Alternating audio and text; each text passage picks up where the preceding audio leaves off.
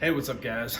It is Matt with Sun City Tactical, and today I am coming to you with a quick unboxing / initial review of my new handgun, the Walther PPQ M2 Q4 Tech. That's a long name, that's a lot to swallow, but essentially a Walther PPQ.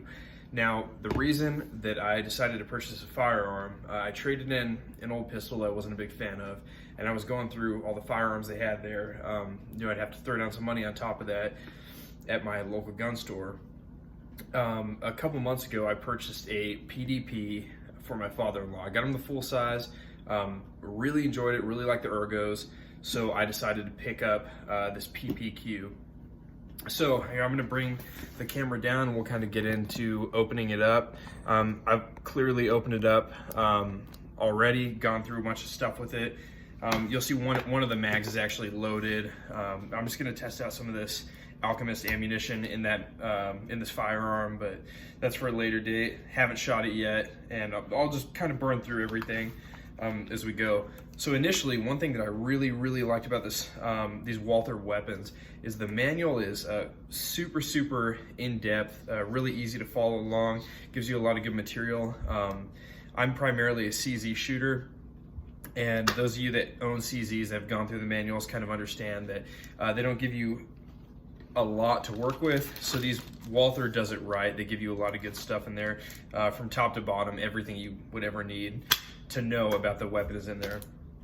Another thing that I thought was kind of cool upon getting this one, this is the suppressor ready version. So I got another recoil spring, and upon looking in this little pamphlet to try to figure out what it was for, it turns out that the recoil spring, this is a little heavier than the one that comes in the weapon, and that's so if you're shooting suppressed, it can kind of help balance out the recoil a little bit more. Kind of a cool thing that came with the weapon that I thought was pretty awesome. In some of the reviews that I saw, people received base plates if they want to mount an optic. Mine did not come with that. I'm not overly concerned because I don't really like RMRs and red dots on my weapons or on my pistols, even though I know it's becoming a thing and I should get into them. I still haven't really gotten around to shooting too many of those. So the case itself, it comes with your Walther lock, which pretty much every pistol comes with these days. A couple little tools mainly for mounting your RMR or your red dot if you'd like to, and then you can use this little Allen key to switch out your base plates, which we'll kind of get into.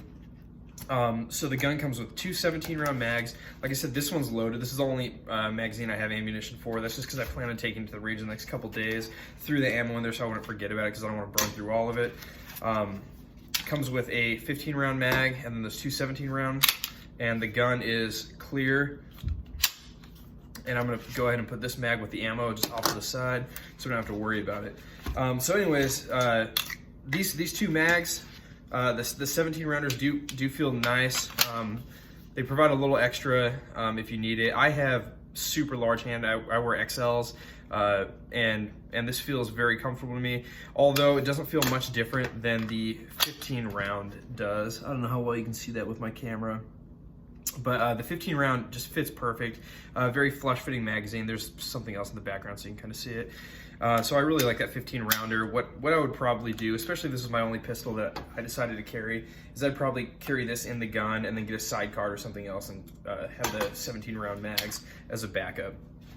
Now the pistol itself, from top to bottom, I really enjoy that it comes with these fibers. You can adjust the rear sights too, which is also very nice in case if you are not quite center when you go to the range, which I have not shot this yet, so I don't know exactly how it's going to shoot.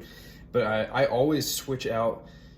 Pretty much every one of my carry guns has fibers except for my 365 XL and my Shadow Systems MR920, which I'll go over in another video. But the one thing that I thought I liked when I got this at the store and then I brought it home, kind of messed with it and realized that I'm not a huge fan of, are the back straps. Now, like I said, I wear XL size gloves. It came with this medium back strap on the weapon, and also comes with a large back strap in the box.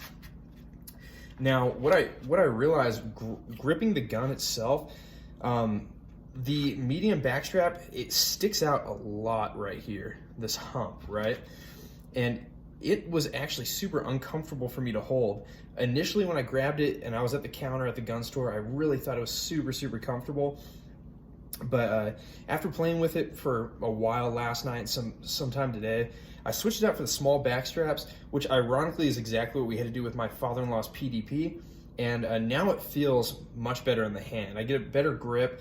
And like I said, I have these huge meaty hands, or maybe not meaty, but long hands. And for some reason, this small grip just feels much better. So I'm not sure how massive your hands need to be to put this large backplate on it and be able to rock this gun comfortably. But it feels a little more comfortable in my hands now, a little more ergonomic. Now, some things that I really do like about this pistol, this slide lock and release feels very nice. I mean, it's massive. You're not gonna miss it.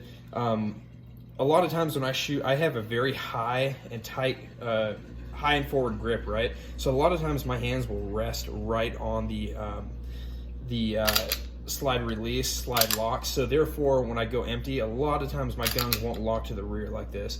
I don't see myself having that problem with this gun, just the way that the slide release is set up, or slide lock, slide release is set up. I don't have any issues. Another thing that I really like is the ability to mount an optic on it if you so choose. I do wish it came with the base plate if I needed it, but like I said, I'm not big into mounting optics or RMRs, so I'm going to be okay with just these fibers that it comes with. It is suppressor ready, like I had said, so it gets the threaded barrel. This threaded barrel actually sits on there very nice. Just messing around with it, it hasn't really came loose. But one thing I'm going to go ahead and do here, actually probably right at the conclusion of this video, is go ahead and put some sort of Loctite or something on there just to keep this from bouncing off. I do have some O-rings too. I might throw an O-ring on there and see if that just kind of tightens it down for me personally. So another thing that everybody likes to talk about with these PPQs is these triggers. Now online, it says that this trigger is a 5.6 pound trigger. Now it honestly doesn't feel that heavy to me personally, and I've also been told that they break in much better over time. But the thing that's really awesome about these is that reset. I'll give you a look. That's it. So the reset on this PPQ, just from dry firing, is phenomenal. Just a little bit of movement, but hardly anything compared to like your stock Glock, M&P trigger, whatever the case may be. It feels very similar to my P10C, which I thought was the best trigger out of the box that I have. This one may beat it. Your initial pull, there's a good amount of take up, and it gets a little spongy right here at the end before you hit that wall and it finally breaks. So we'll break it in. I'll put out a review after I pump through a few hundred rounds. I'm not going to say I'm going to do a 1,000 round review like everyone else does, because I cannot afford a 1,000 round review on my pistols. But with that being said, just a quick review of the gun itself.